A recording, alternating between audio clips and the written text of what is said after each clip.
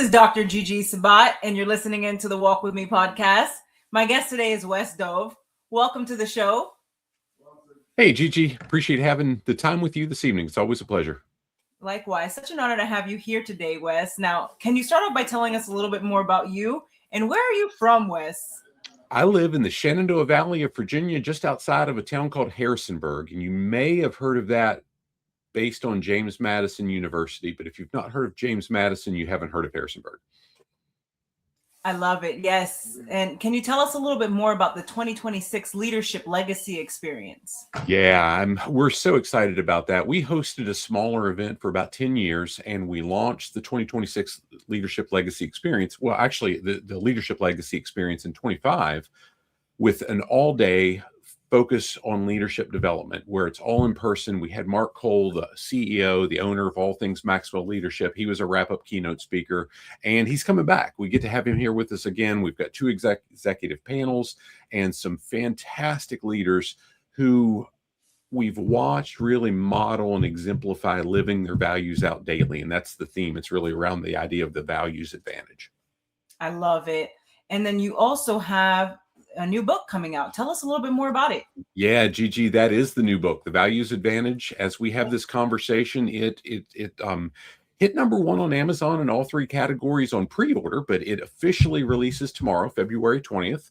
So we're pretty excited about that, but we've got a whole lot of other plates spinning. But The Values Advantage is really a case study of an experience that I had about 5 years ago now, where I watched a couple buy a 75-year-old family business. The couple, the husband was the CEO and the chairman of the board of a large insurance, multi-regional insurance and financial services company that did almost $1 billion in revenue. And from the time I met him, Gigi, he said, "These are our 5 values. This is how we're going to run our business. We're going to make every decision on these 5 values."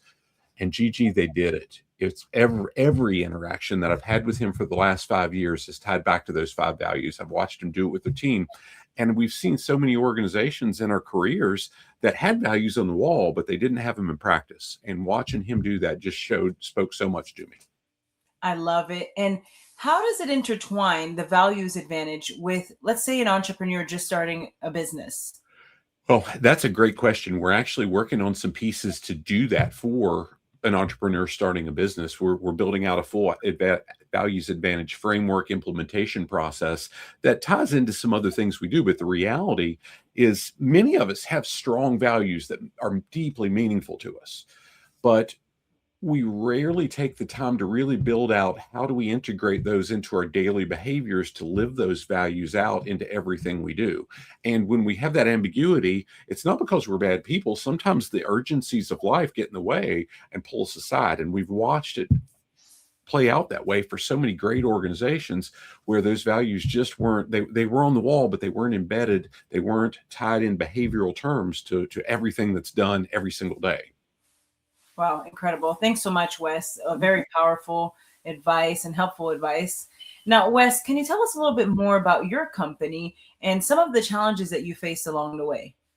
Yeah, Gigi, Cindy and I both, we've built our organization from our bootstraps, right? That's kind of how we've lived our life. We both started working when we were about 14 years old. I remember my first full-time summer job was at 15, and I've worked pretty much nonstop ever since, usually 50, 60, 70 hours a week. And praise God for that experience. But we grew up through doing that. Both of us did in our respective industries. And we were always held accountable to get results through people that we didn't supervise or manage. So we had to learn leadership. We had to learn influence. We had to learn communication.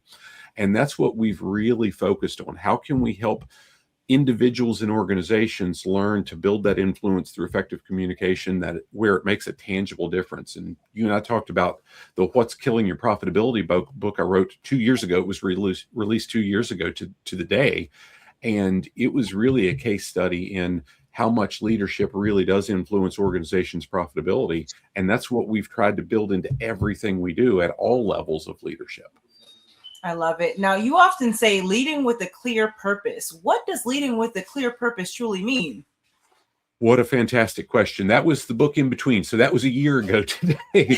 But Gigi, that was really based on a conversation that I had with a childhood best friend. He's still a very, very dear friend today, And one of my heroes in life, he's 4 months older than me, but I've watched him work so incredibly hard all of his life. Not like me. I started working early and I've worked hard, but mine usually as a kid was for spending money. But he was helping feed his younger brothers and sisters. Their family was poor, and he was doing it to help his family, his mom and dad, make ends meet. And when I started writing that book, it was because I had a conversation with him where I heard him empty.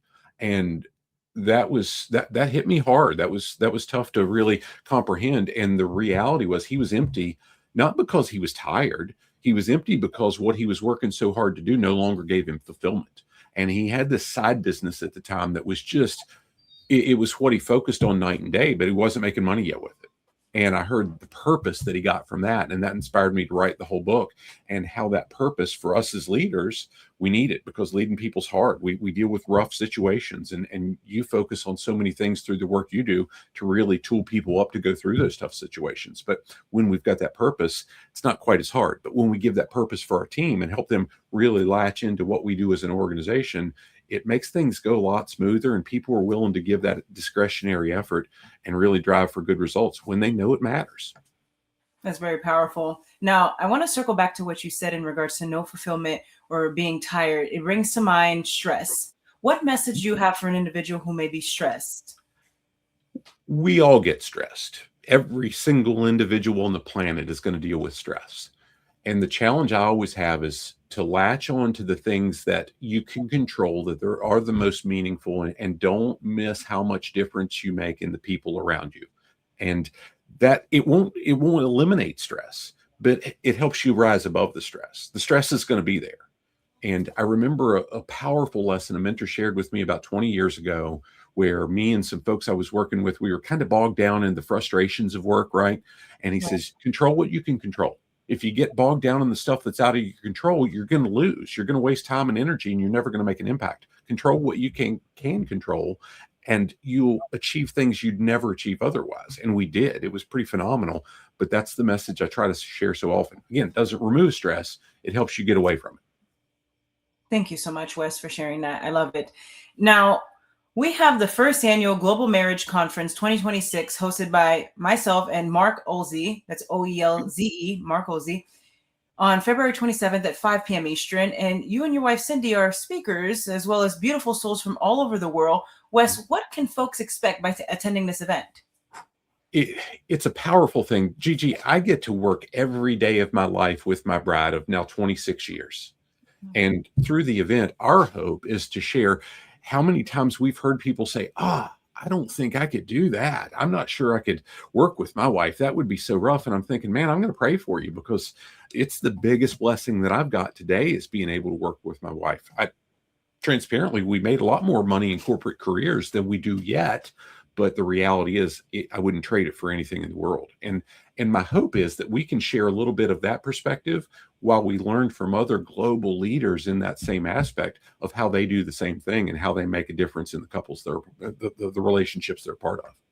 I love it. Thanks, Wes. Now, Wes, what is your best advice to the audience for walking with purpose and living a life of happiness? Well, that purpose is the key, Gigi. And I make a comment in the book. I think there's a chapter somewhere in the second part about how we can help our team members identify their purpose and attach it to the organization.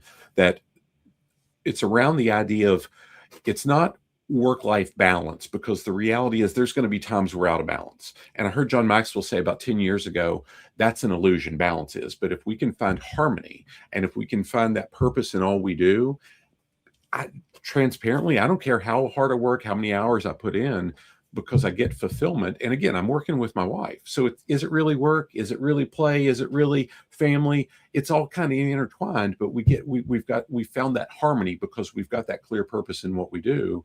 And Gigi, for me, those things go right in line with, I'm happy because I see the purpose and I see the harmony. Wow. Absolutely. It is such a beautiful testimony. Thank you so much for sharing, Wes. Now, do you have any last words for the audience? Gigi, my last words will be how much I've appreciated the relationship we've had with you. Every time we get to interact with you, whether it's in person, whether it's through something online, live streaming like this, or whatever it is, I walk away feeling so much better. You're an amazing soul, and you're such a blessing to everybody that comes in contact with. So my advice is to follow and latch onto and participate in any way you possibly can with what Gigi's doing, because she's absolutely amazing and she makes so many people stronger, me and Cindy included. The feeling is mutual, Wes. And thank you so much for being a guest on the Walk With Me podcast. Now, where can the audience find you? We are easy to find on social media, and dove-development.net is our website, and there's reasonable traffic there, so you should be able to find us. Thank you, Wes. And again, thank you for being a guest on the Walk With Me podcast. God bless you. And you, ma'am. Thank you so much.